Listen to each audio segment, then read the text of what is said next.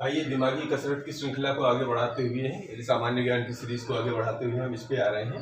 एक क्वेश्चन लेते हैं। भंवरों के झुंड में से, भंवरे समझते हैं ना, जो गुंजन करते भंवरे, फूल पे मंडराते रहते हैं काले काले। झुंड में से 1/5वां भाग कदम्ब के फूल पर जा बैठा। कितना जा बैठा? 1/5 भाग। और 1/3 सिलिंडरी के फूल पर तथा इन दूसरा जो कह रहे हैं कि कोई झुंडे भंवरों था, उसमें से 1/5 भाग जो है कदम के फूल पर बैठ गया है और दूसरा सिलिंडरी के फूल पर बैठ गया है। फिर कह रहे हैं कि तथा इन दो संख्याओं के अंतर का तिगुना, यानी कि सिलिंडरी और कदम के फूल पर जितने बैठे हुए हैं भंवरे, उनके अंतर का तिगुना उड़कर कुटज के फूल पुष्प पर जा बैठा। कुटज भी एक पुष्प है, उस पर जा बैठा। तब झुंड में केवल 10 भंवरे ही रह गए। झुंड में प्रारंभ में कितने भंवरे थे? तो देखिए, इसमें जो सवाल समझ में आ रहे हैं कि कोई एक झुंड है, उस झुंड में 1/5 भाग कदम के फूल पर बैठ गए भंवरे। दूसरा पॉइंट ये नजर आ रहा है कि 1/3 भाग सिलिंडरी के फूल पर बैठ गए हैं। तीसरा भाग ये कह रहे हैं कि इन दोनों सिलिंडरी और इसके कदम के अंतर का तिगुना, यानी इन दोनों के अंतर का तिगुना, तीसरा पॉइंट निकल आया। और चौथा पॉइंट निकल आया है कि तब झुंड में केवल 10 भंवरे, यानी कुल 10 भंवरे, यानी कुल बचे हुए हैं। तो 4 पॉइंट ये निकल आए हमारे पास। तो पूछ रहे हैं कि प्रारंभ में कितने भंवरे थे? तो जितने थे उतने मान लीजिए कि माना कि भंवरे x थे, तो ये सारे के सारे चारों जो मिलके उस x के बराबर हो जाएंगे। यहीं से हमारा सोल्यूशन निकल आएगा। ऐसे सवाल हल किए जाते हैं। तो शुरू करते हैं कि झुंड में प्रारंभ में कितने भंवरे थे। तो माना, यहाँ पर लिखेंगे हल, माना झुंड में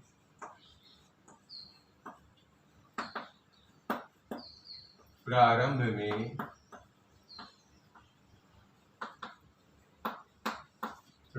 में x भंवरे थे, x भंवरे थे। ठीक है। अब पहला प्रश्न, झुंड का 1/5वां भाग कदम्ब के फूल पर। तो कदम्ब के फूल पर भंवरों की संख्या यहां पर लिख देंगे। कदम्ब के फूल पर भंवरों की संख्या, भंवरों की, कदम्ब के फूल पर भंवरे कितने बैठे हुए हैं? जितने माना गया था उसका 1/5, यानी x/5। ये पहला पॉइंट निकला। फिर कह रहे हैं 1/3 सिलिंडरी के फूल पर। तो सिलिंडरी के फूल पर, सिलिंडरी, ये सब पौधे जो है ये फूल हैं। ये दरअसल क्या, ये जो सवाल है पुराने ग्रंथ से उठाया गया है, बीजगणित के किसी उसका है ये। तो ये संख्या है x/3। फिर ये कह रहे हैं कि एक जो तीसरा पॉइंट था, कुटज भी एक पौधा है कोई फूल का, तो कुटज लिख लेते हैं। कुटज के फूल पर देखो, यहाँ पर ट्रिक कैसे हिसाब निकालना पड़ेगा कि इन दोनों के अंतर का तिगुना। तो देखिए, इन दोनों का अंतर 1/1 तो x/5, 1/3 है। इनमें देखिए बड़ा कौन होगा? अगर अंश समान है, हर अलग अलग है, तो हर का जो भाग छोटा होगा, यानी हर का जो संख्या छोटी होगी वो ज्यादा बड़ा होता है। तो यहाँ अंश दोनों के बराबर है। x यहाँ पर सॉरी, इधर का, इस वाले का हर जो है छोटा है, इसका हर बड़ा है, तो ये बड़ा कहलाएगा। तो x/3 में से x/5 घटा देते हैं और ये कह रहा है इसका तिगुना। इतने तो उससे चले गए कुटज के फूल पर। अभी कह रहे हैं कि झुंड में 10 भंवरे रह भी गए हैं, तो बचे भंवरे, या कि ऐसा लिख ले, बचे हुए भंवरे,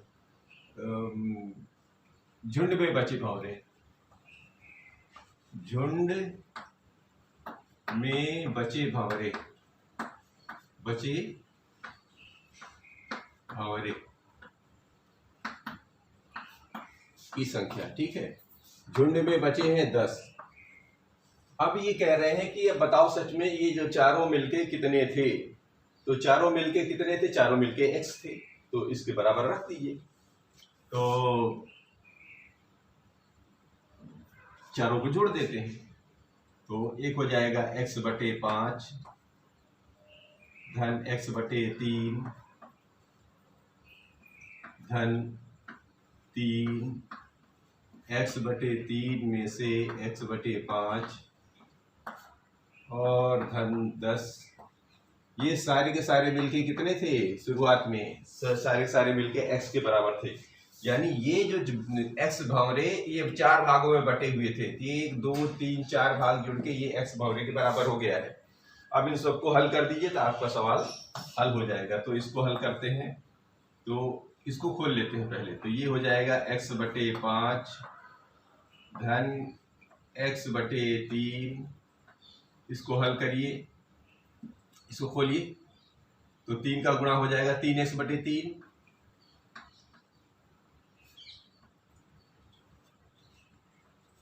ठीक है।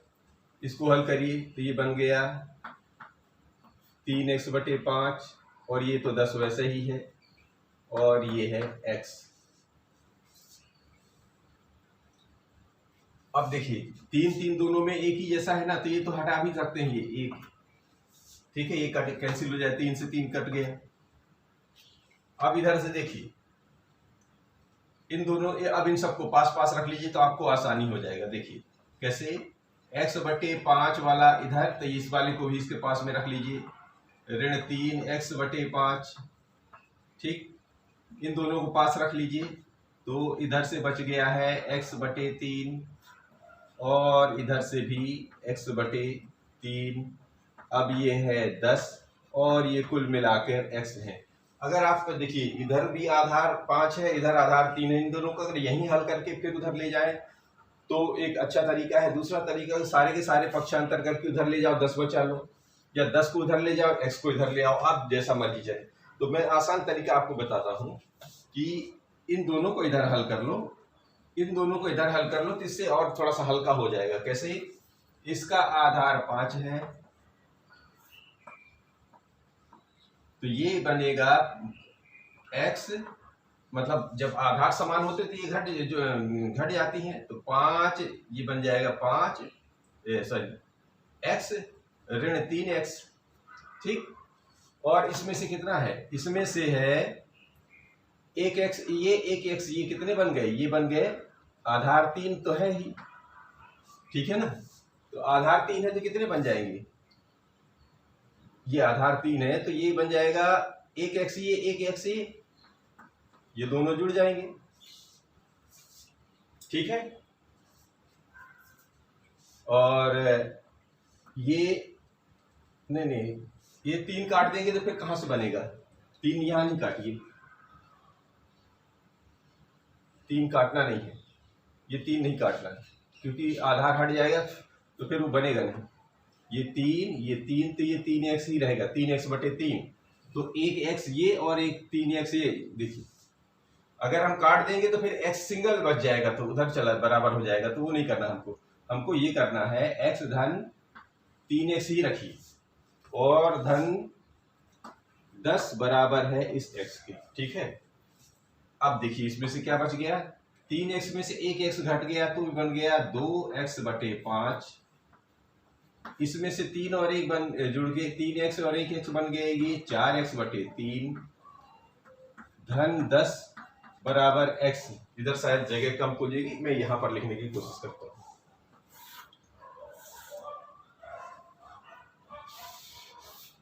तो यहां पर लिखते हैं, इसको अब पक्षांतर कर दीजिए, उधर 10 बचा के सारे उधर ले जाइए, तो ये इधर चला जाएगा, इधर 10 बचा लीजिए, तो ये सारे के सारे इधर आके क्या बन जाएंगे, ये x, ये ऋण वाला हो जाएगा 2x धन 5 और ये वाला बन जाएगा ऋण 4x/3। आप चाहे जितना नाक मगजमारी करके सारा का सारा पक्षांतर कर सकते थे, ये और थोड़ा आसान हो जा रहा है। तो ये 10 बराबर किसके बराबर हो गए, इन सबको, इसको भी भिन्न बना लीजिए जैसा ये है। तो ये बन गया 5 तिहाई 15 लघुत्तम हो गया आपका 1 5 3 का। 1 का 15 में भाग देंगे तो 15 बार जाएगा, 15 का x में गुणा करेंगे तो ये हो जाएगा 15x ऋण 5 तिहाई 15 3 दूनी 6x, ये ऋण उधर जाके ये धन बन गया था, ये इधर वाला ऋण उधर जाके धन बन जाएगा, ये धन जो है इधर आके ऋण बन जाएगा, तो ये धन आएगा, ये धन चीज जाएगा। और 3 5 15 5 3 5 15 5 चौके 20x, ठीक है। अब ये जो 10 इधर है ही, तो 15 6 21, 15 6 21, x में से 20x घटेगा बटे 15, तो और इधर बचा है 10, तो इधर पक्षांतर कर दीजिए, तो 10 गुणे 15 और इधर 21 में से 20 गया तो x, यानी कि x बराबर 15 दाहम 150, यही ज्ञात करना था, इतने कुल भावरे थे, यही हमारा आंसर है। तो ऐसे सवालों को हल करना है। लेते हैं दूसरा।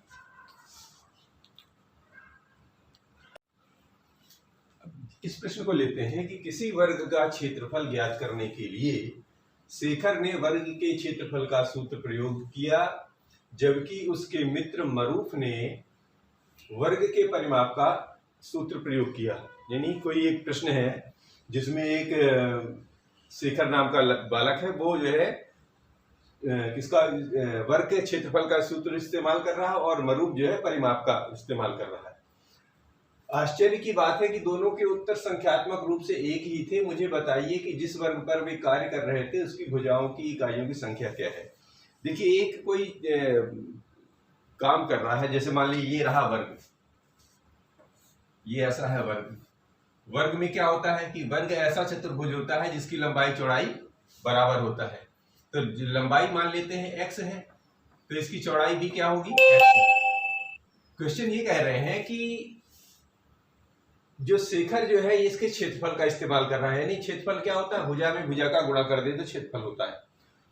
और परिमाप क्या होता है, तो परिमाप क्या होता है, चारों भुजाओं का योग। ये सब भुजाएं चूंकि वर्ग के बराबर होते हैं, तो बताना है कि जिस वर्ग पर वे कार्य रहे थे इसकी यानी इस x का मान बताना है हमको, ये है प्रश्न। तो हम मान लेते हैं कि माना शेखर की वर्ग का क्षेत्रफल, वर्ग की भुजा x है, यहाँ पे ऐसे लिखते हैं, माना कि वर्ग की भुजा पूछ रहा है ना, भुजा x इकाई है। अब ये सेंटीमीटर या मीटर में नहीं दिया है, तो हम x इकाई मान लेते हैं। तो जब वर्ग की भुजा x इकाई है तो शेखर ने क्षेत्रफल के हिसाब से काम किया था। तो क्षेत्रफल क्या होता है, क्षेत्रफल पहले लिखेंगे शेखर का कार्य। शेखर ने कैसे काम किया था, शेखर ने काम किया था क्षेत्रफल के हिसाब से, और क्षेत्रफल होता है भुजा का वर्ग। यही तो शेखर ने काम किया, क्षेत्रफल में काम किया है, यानी ये क्षेत्रफल है। ये क्या बन जाता है, और क्षेत्रफल का मतलब हो गया ये x का स्क्वायर, ठीक है। ये शेखर का कार्य हो गया। अब वो कह रहे हैं कि मरूफ ने परिमाप का इस्तेमाल किया, तो मरूफ का कार्य लिख देते हैं, मरूफ का कार्य परिमाप में काम किया है। परिमाप क्या होता है, परिमाप होता है 4 गुणे भुजा, ये हिंदी में लिख लीजिए, 4 गुणे भुजा, क्योंकि क्षेत्रफल क्या बोलते हैं, वर्ग की चारों भुजाएं बराबर होती, तो 4 में 4 का गुणा इस भुजा में कर दीजिए तो ये बन जाएगा। तो इसको बोलते हैं हम परिमाप। ये परिमाप में काम कर रहा है, तो ये बन जाएगा 4x। अब ये बोल रहा है कि आश्चर्य की बात है कि दोनों के उत्तर संख्यात्मक रूप से एक हैं, यानी वो कह रहा है कि ये दोनों एक ही थे। अर्थात प्रश्नानुसार ये क्या कह रहे हैं कि ये दोनों एक ही थे, यानी कि 4x जो है और ये x स्क्वायर ये दोनों बराबर हैं, वो यही कह रहे हैं। तो ये बताओ कि वो x का मान क्या था। तो जी देखो एक्स स्क्वायर का मतलब क्या होता है, तो x बराबर कर दे, एक्स स्क्वायर का मतलब होता है x गुणे एक्स, तो इस, ठीक है ना, और इधर ये 4 है और इस x का पक्षांतर कर दीजिए, इस x से ये x कट गया तो x बराबर इधर बचा 4, या ऐसा लिख लीजिए x बराबर 4 इकाई। तो वो जो सवाल था उसका जवाब हुआ कि x बराबर 4 इकाई। लेते हैं एक प्रश्न और। अब एक प्रश्न ये ले लेते हैं कि एक वर्ग का क्षेत्रफल संख्यात्मक रूप से अपनी भुजा के 6 गुने से कम है। तो एक वर्ग बना लेते हैं, ये रहा मान लीजिए एक ऐसा वर्ग है। अब इसकी भुजा मान लेते हैं कोई भी भुजा x, ठीक है। तो यहाँ पर लिख लीजिए कि वर्ग की भुजा माना वर्ग की भुजा x इकाई, क्योंकि सेंटीमीटर वगैरह तो कुछ दिया नहीं है, तो x इकाई है। तो इसका क्षेत्रफल क्या बन जाएगा, इसका क्षेत्रफल हो जाएगा भुजा का वर्ग, ठीक है। भुजा का वर्ग मतलब एक्स स्क्वायर, ठीक है, वर्ग इकाई हो जाएगा। ये क्या हो जाएगा, वर्ग इकाई। हालांकि यहाँ पर कोई इससे कोई फर्क नहीं पड़ना लिखने से, यानी जो भी इकाई होगी वो उसको वर्ग के रूप में लिख देना। अब ये कह रहे हैं कि संख्यात्मक रूप से अपनी भुजा के 6 गुने से कम है। तो यहाँ देखिए प्रश्नानुसार क्या कह रहे हैं, अपनी भुजा के संख्यात्मक रूप से अपनी भुजा के 6 गुने से कम है क्या, ये यानी कि एक्स स्क्वायर 6x से कम है। कम ये क्या होता है, इसको बोलते हैं छोटा है। तो ये एक्स स्क्वायर इस 6 गुने माने इस x इकाई का 6 गुने से कम है, यानी 6x से कम है। इसको ऐसे पढ़ेंगे, एक्स स्क्वायर कम है 6x से। अब इसको हल कर दीजिए। हल करने का तरीका वही है जैसे उसमें हल करते हैं ना, कैसे, ऐसे हल करते हैं जैसे आप एक्स स्क्वायर बराबर 6x, तो इन दोनों में से क्या निकाल लीजिए, जैसे इसको अगर इधर पक्षांतर करेंगे तो कैसे हो जाएगा, एक्स स्क्वायर ऋण 6x बराबर 0, क्योंकि जब कोई चीज़ बचता नहीं तो वहाँ 0 हो जाता है। तो इसमें से दोनों से x बाहर निकाल लीजिए तो क्या बचेगा, x ऋण 6 बराबर 0। तो जब x ऋण 6 बराबर 0 तो क्या हो जाता है, x बराबर 0 या x बराबर 6, यही तो होगा, ठीक है ना। दोनों का मान 0 है। यहाँ पर क्या है, 0 तो संख्यात्मक रूप से तो हो ही नहीं सकता क्योंकि ऑलरेडी वर्ग है। तो कौन सा आएगा, ये वाला। तो इसी का इस्तेमाल यहाँ करना है। तो शुरू करते हैं। इसको लिखने पर एक्स स्क्वायर ऋण 6, इसका इस्तेमाल करना है, इसको लिखना नहीं है, ये केवल समझने के लिए है। ऋण 6x छोटा हो जाएगा 0 से, ठीक। तो इन दोनों में से x निकाल लेंगे तो x ऋण यहाँ से बच जाएगा 6, ये भी छोटा हो जाएगा 0 से।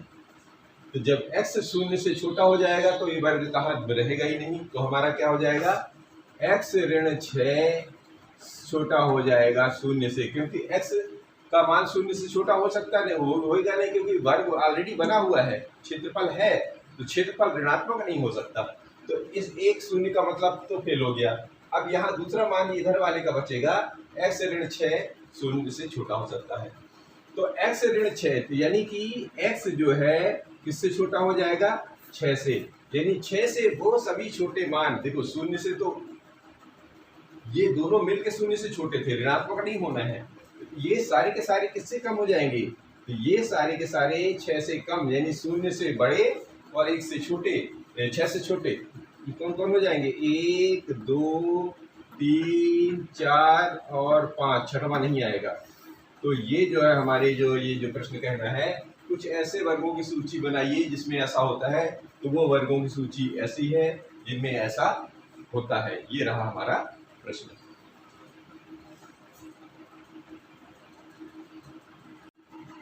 अब एक प्रश्न और ये लेते हैं कि क्या संभव है कि एक लंबवृत्तीय बेलन का आयतन संख्यात्मक रूप से उसके वक्र पृष्ठीय क्षेत्रफल के बराबर होगा? यदि हाँ तो बताइए कब। तो हमको क्या करना है, पहले तो ये लंबवृत्तीय होता कैसा है, बेलन क्या होता है। बेलन कुछ ऐसा होता है, तो इसका फोटो बना लीजिए तो आपको जो है हर चीज़ स्पष्ट रहेगी कि कहना क्या चाहते हैं। ये लीजिए बेलन, और ऐसा बेलन में ये भाग जो रहता है, ये इसको हम बोलते हैं ऊंचाई, इसको एच बोलते हैं। और ये जो भाग होता है यहाँ से यहाँ तक होता है, इसको बोलते हैं त्रिज्या, जिसको हम आर से दर्शाते हैं। ये होता है बेलन। अब बेलन का जो आयतन होता है, आयतन का मतलब होता है इस बेलन के भीतर जितना भी जो भी सामान भर सकते हैं वो जो आ सकता है वो उसका आयतन होता है। यानी भीतर के अंदर जो भी सामान भरी जा सकता है उसका वो आयतन कहलाता है। और जो वक्र पृष्ठ, वक्र माने जो गोल, वक्र माने गोल, तो वक्र का जो ये गोल भाग का बाहर का जो एरिया है, जैसे ये मान लीजिए इसी को ले लीजिए, इसके बाहर का अगर जो भाग है, जो बाहर का जो क्षेत्र है उसको कुल नाप ले तो वो वक्र पृष्ठ कहलाता है। पृष्ठीय क्षेत्र नहीं, वक्र माने गोल गोल। यदि ये गोल होता तो ऐसे होता ना, तो इस गोल का क्षेत्रफल निकाल लो और इसका आयतन निकाल लो, और ये कह रहे हैं दोनों बराबर है, तो वो संख्या बताइए जिसमें ये दोनों बराबर होंगी। तो चलिए देखते हैं। तो माना पहले लिख लेते हैं, जो अभी हम लोगों ने लिखा है इसको भी उतार लेते हैं। माना लंबवृत्तीय बेलन, माना लंबवृत्तीय बेलन का या की त्रिज्या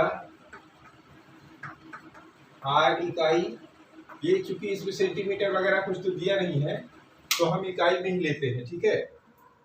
आर इकाई तथा ऊंचाई एच इकाई है। ये जो भी है वो एक ही प्रकार की इकाई होगी, ठीक है। तो बेलन का आयतन, बेलन का आयतन, बेलन का आयतन कितना है? आयतन होता है पाई आर स्क्वायर एच, ये सूत्र होता है पाई आर स्क्वायर एच। कैसे? ये जो चक्री का क्षेत्रफल और उसका ऊंचाई का गुणा कर दे तो उसका आयतन निकल आता है। और ये इसका जो बेलन का क्षेत्रफल क्या होता है? बेलन का, चूंकि बेलन गोल है तो क्या वक्र पृष्ठ बोलते हैं ना, वक्र पृष्ठ, पृष्ठीय, पृष्ठ या पृष्ठीय क्षेत्रफल, क्षेत्रफल कितना होता है? 2 पाई आर और एच। देखिए 2 पाई आर क्या है? परिधि हो गई, उस परिधि में ऊंचाई को गुणा कर दीजिए तो इसका पृष्ठीय क्षेत्रफल निकल आता है। अब ये कह रहे हैं कि ये दोनों बराबर हैं प्रश्नानुसार, प्रश्नानुसार लीजिए, प्रश्नानुसार क्या हो गया? ये दोनों बराबर हैं, इसको कर दीजिए बराबर। पाई आर स्क्वायर एच बराबर 2 पाई आर एच, ये दोनों बराबर हैं। तो इसको पहले तो हल कर लीजिए। तो देखिए पाई से पाई चला गया, एक आर से एक आर चला जाएगा, एक एच से एक एच चला गया, तो यानी आर से इधर एक आर बचेगा। ये ऐसे लिख लो, आर स्क्वायर बराबर 2 आर, तो आर गुणे आर बराबर 2 आर, एक आर से एक आर और उड़ा दीजिए, तो आर बराबर 2 इकाई। ये तो हमारा जवाब आ गया।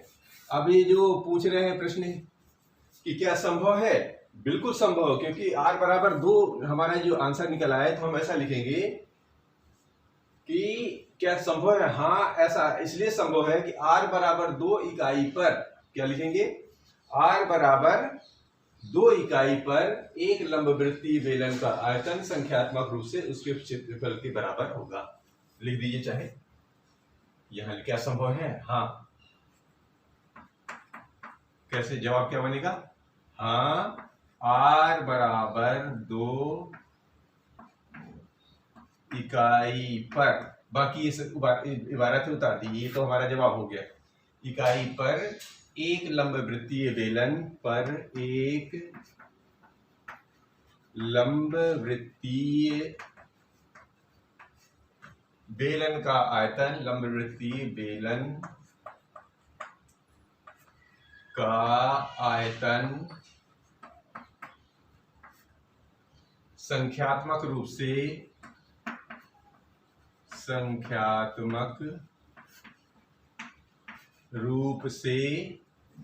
उसके वक्र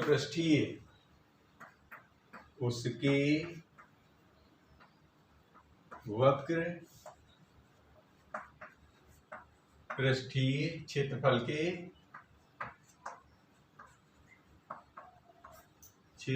के बराबर होगा। ये हमारा जवाब हो गया। समझ पा रहे हैं? अब ये प्रश्न लेते हैं कि लीला ने अपने जन्मदिन पर कुछ मित्रों को चाय पर आमंत्रित किया। उसकी मां ने परोसने के लिए एक मेज पर कुछ प्लेट, कुछ पूरियां रख दी। यदि लीला प्रत्येक प्लेट में 4 पूरियां रखती है तो एक प्लेट खाली रह जाती है। एक कंडीशन है। दूसरी कंडीशन क्या कह रही है कि यदि वह प्रत्येक प्लेट में 3 पूरियां रखती है तो एक पूरी बच जाती है।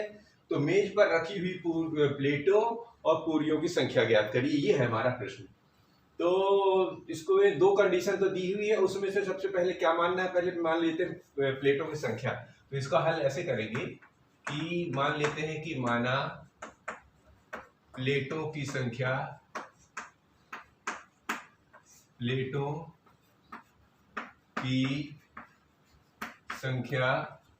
x है। माना प्लेटों की संख्या x है, तो पूरियां कितनी है, x तो प्लेट हो गई। अब वो क्या कह रही है कि प्रत्येक प्लेट में, अब ये प्लेटें हैं, अब ये 4 पूरी रख रही है तो एक प्लेट खाली रह जाती है। तो पूरियों की संख्या, अब प्रश्नानुसार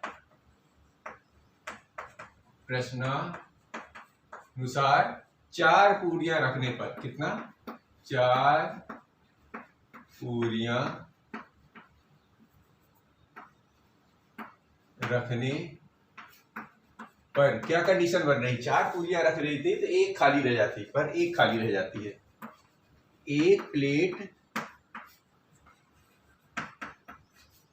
खाली रह जाती है। तो पूरियों की संख्या, अब जब एक खाली है तो पूरियों की संख्या रख दे, तो पूरियों की संख्या निकल आएगी। पूरियों की संख्या निकल आएगी। इससे पूरियों की संख्या कैसे बनेगी, देखिए 4 पूरी रख रहे हैं और कुल x प्लेटें हैं और एक प्लेट खाली रह जाती है, यही बना ना। तो इसको मान लेते हैं हम एक कोई समीकरण बना लेते हैं। दूसरी कंडीशन अब क्या कह रही है कि यदि 3 पूरियां रखती है, पुनः यदि 3 पूरियां रखा जाए, या ऐसा लिखें 3 पूरी, यदि पुनः 3 पूरियां रखने पर, अब 3 रख रही है तो एक पूरी ही बच जाती है, पर एक पूरी बच जाती है, एक पूरी बच जाती है। अब देखिए यहां प्लेट बच रही थी, प्लेट हमने क्या मानी है, x, अब पूरी बच रही है तो कैसा हो जाएगा, 3 पूरी रख रही है हर प्लेट में, एक बच गई, क्या बचा है, पूरी बची है, ना कि प्लेट बची है। ठीक है ना, प्लेट यहां घट रही थी, यहां पूरी बच रही थी, ये हो गया दोनों। अब क्या कह रहे हैं कि दोनों की चीज, दोनों पूरी और प्लेट कितनी है, तो दोनों को बराबर कर दीजिए। तो हल करना, इन दोनों को बराबर करना है, समीकरण एक बराबर दोनों, तो हमारा जो है x निकल आएगा। तो हल करने पर, यानी कि प्रश्नानुसार इसको क्या करना, हल कर देना है। तो 4 × x ऋण 1 ये बराबर हो जाएगा 3x धन 1 के। तो खोल लीजिए, तो ये बन जाएगा 4x ऋण 1, इधर बन जाएगा 3x धन 1, ये उधर ले जाइए, इधर ले जाइए, तो ये हो जाएगा 4x में से ये इधर आ जाएगा तो 3x, और ये इधर चला जाएगा तो 1, और ये 4 1 कहाँ गए, 4 एकम 4 ना है, ये 4 एकम 4, तो ये 4 उधर चला जाएगा तो 1 धन 4 अर्थात ये 6 में बदल गया। ये x बराबर 6, x बराबर क्या आ गया हमारा, देखिए 4 एकम 4, अरे कहाँ यार, ये इधर 4 ही तो गया, तो 4 1 ये 5 आ गया,